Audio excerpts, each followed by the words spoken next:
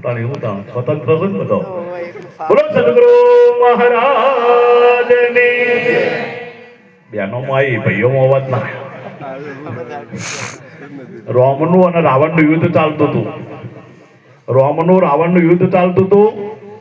રોમના જે હવારે પેલું યુદ્ધ ચાલુ થાય ને એટલે રોમના ટોળાની અંદર રાવણના જે વોનરો રાવણના માણસો ખરા ને વોનરોનું રૂપ લઈ આપણા વોનરોનું રૂપ લઈ અને રોમની સેનામાં ઘૂસી જાય અને રોજ એક બે ઉષા કરે. આ સુગ્રીવને ખબર પડી કે આ રાવણના માયાવી માણસો આપણું રૂપ લઈને આવે છે અને રોજ એક બે ઓછા કરે છે અને આવું ને આવું કેવું ચાલશે અને જો આવું ને આવું ચાલશે તો આપણે કે યુદ્ધ હારી દઈશું કે આનો કોઈક રસ્તો કરો. હનુમાનને બોલાય વાત કરી કે હનુમાનજી આનો કોઈક રસ્તો કરો, આના માયાવી માણસો આપણું રૂપ લઈ અને આપણે સેનામાં આવી અને રોજ બે ચાર ઓછા કરે છે. હનુમાન કે એક જ સેકન્ડનું કોમ છે મારું કે સવારે જયારે રોમની સેના તૈયાર થાય ને એ વખતે હું રોમની જે બોલાવું હોય અને જે રોમના હસીએ બોલશી અને ના બોલીએ બધા બોલો રામ કૃષ્ણ ભગવાનની બધા બોલ્યા. કેમ કે રોમના બનવામાં જ મજા છે, રાવણના બનવામાં મજા. હા, આજનો આ પ્રસંગ જોવા જઈએ તો આ દેશોત્તર ગામની અંદર 40-50 વર્ષથી આ મહિમા ચાલ્યો આવે છે, આજકાલનો નથી. અને મારા ઈશ્વરરામ મહારાજને ધન્યવાદ આલવા જોવે કે આજે પણ એ પ્રસંગને આજે નિભાવી રહ્યા છે. ગુરુનો મહિમા ખાલી ગાવાથી મેળ પડે એવો નથી, ગુરુનો મહિમા કરી બતાવવો પડે. ખરેખર ધન્યવાદ છે આવા મહાપુરુષોને કે આ ગુરુનો મહિમા કરી બતાવે છે. એકવાર ઈશ્વરરામ મહારાજને તાલીઓથી વધાવો મારા વાલા. હા, વિશેષમાં જ્ઞાનની વાતો તો ઘણી બધી છે, બરાબર. આપણાના મનુષ્ય અવતાર મળ્યો છે તો આપણે અહીંયા વિચાર એ કરવાનો છે કે શેના માટે મળ્યો છે. ખાવું પીવું ભોગ ભોગવવા રગડા ઝઘડા કરવા ને મોત આવે એટલે મરી જવું, આના માટે મનુષ્ય અવતાર નથી મળ્યો. મનુષ્ય અવતાર પરમાત્માનું ભજન કરવા માટે, પરમાત્માની પ્રાપ્તિ કરવા માટે મળ્યો છે. અને આ વિશ્વમાં એવો કોઈ વ્યક્તિ નથી જે ભગવાનને માનતો નથી.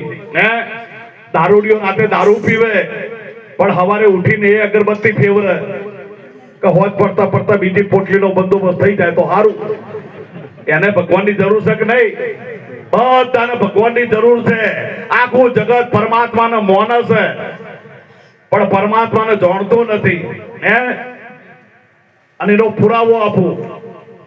જો રોમને ભજવા વાળો કૃષ્ણ વાળોને નહીં માને, કૃષ્ણને ભજવા વાળો રોમાપીર વાળો નહીં માને, રોમાપીરને માનવા ભજવા વાળો સ્વામિનારાયણ વાળો નહીં માને, સ્વામિનારાયણ વાળો બ્રહ્માકુમારી વાળો નહીં માને, બ્રહ્માકુમારી વાળો યોગેશ્વર વાળો નહીં માને અને યોગેશ્વર વાળો આ વયન નહીં માનતો.